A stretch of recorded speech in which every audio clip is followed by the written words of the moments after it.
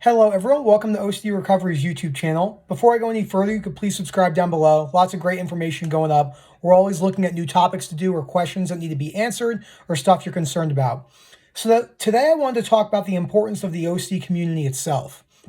For many years, probably in the first 50 to 85 years of this century alone, well, 1900 to 2021, there was really absolutely no help for OCD. There really wasn't actually any help for OCD until the late 80s in the form of a community.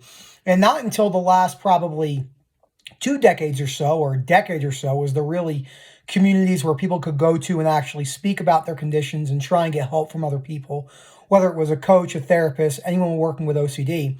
But the problem is, even up to 10 years ago, a lot of these forums, from what I've heard, were actually quite negative. People were just being, very reassurance in nature, which is understandable when you don't understand what's going on. So I kind of wanted to talk about the gratitude and the importance of having an OCD community at hand. So at OCD Recovery, we have a couple things. We have the WhatsApp groups, which are randomly assigned different people with different types of fears. So we don't have just groups for ROCD and groups for POCD and groups for somatic OCD.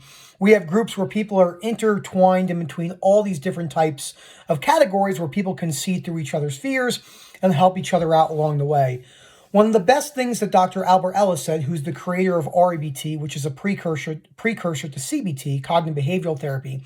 REBT was really the big behavioral therapy of the time, kind of the new wave out of psychoanalysis, which put a lot more merit on the activating events in your life. And as we know, the activating events are important, but our beliefs are really what locks the OCD cycle into place.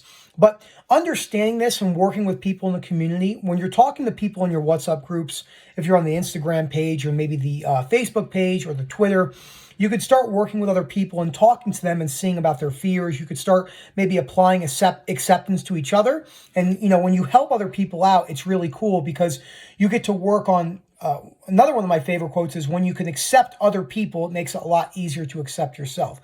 Not for everyone, but it does make it a little bit easier. So the OCD forums are really a great place to go in there and practice the tools you've been learning through acceptance, unconditional, self-life, and other acceptance. Exposures. Maybe talk about the exposures you've been doing. Maybe you're feeling really down. You could go in there, get some, a little bit of a boost of motivation. As we know, motivation isn't, the number one most important thing on earth. We have to kind of go through OCD recovery in areas where we're not actually that motivated. But we definitely do know that there's a lot of benefit to, getting motivated from other people in the community. OCD, anxiety disorders, PTSD, GAD, body dysmorphic disorder, all of the different anxiety-based, fearful-based disorders can be really lonely.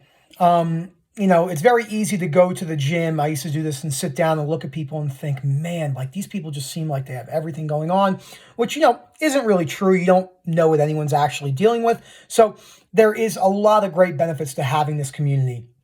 And you don't have to be a sufferer to be in this community. You can be a family, a friend, a loved one, a therapist, whether it's a psychiatrist or a psychologist, a clinical social worker, a life coach, someone who's a sufferer working with people. There's a vast spectrum of people that can be involved in the OCD recovery community. And it's really important to talk about. So, I want you to think about when things are going really tough. That's one way gratitude is super important to look at things. We have this ability to talk to other people around us who are going through what we're going through, and not in a reassurance manner, but understanding that we're not out there by ourselves. And if you really want to break it down, even if you were the only person on earth with this particular fear that you might be suffering with, say you have a very, very small subset of a somatic OCD, whether it's, you can hear the crackling in your ears or you can see the bridge of your nose, and maybe you are the only person on earth with that particular fear. But that doesn't matter in the grand scheme of recovery. You could still apply the tools of unconditional self-life and other acceptance and move towards breaking down those core fears and actually living life on your terms while bringing things along for the ride.